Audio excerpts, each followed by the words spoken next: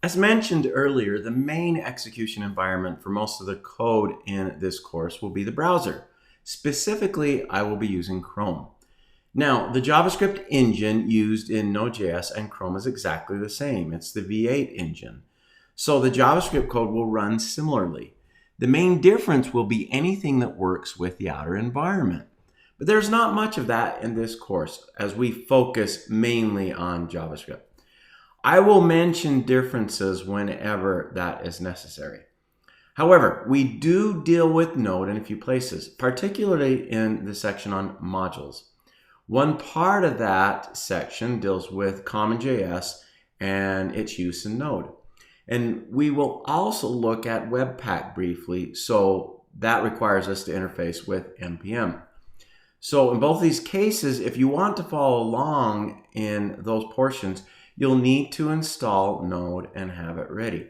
Now, when you install Node, it also installs NPM, which is the Node Package Manager.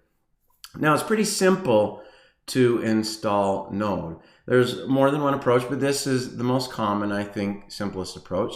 If you just go to the website, nodejs.org, then you'll be able to download a version of Node and install it. You'll have the install packager that you can install it from. Since I'm working on a Mac, it's showing me I can download the version for Mac OS. Now, there is a version, stable version that's recommended for most users, and then there's a version with the latest features. You can choose which one you would like to download and install. So basically, you download that, you run the installer. Once you've done that, you can check and make sure it's installed by opening up the Windows terminal or the command prompt in Windows or the terminal in a Mac or Linux. You can open that up and you can just check the version, and that can help you to know whether it is installed.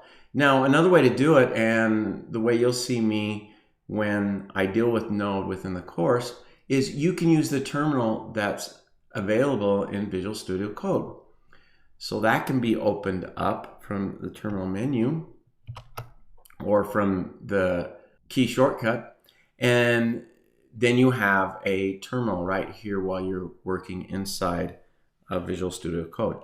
Now, the command that I mentioned that you can use for checking the version is simply node -v. And you can see what version I'm running. You can also do that with NPM. And that gives me the Node Package Manager version as well. And so once you have those installed, you're ready to follow along in those sections. But like I said, there is not a lot of that in this course. We mainly focus on running things through the browser. All right, let's move on.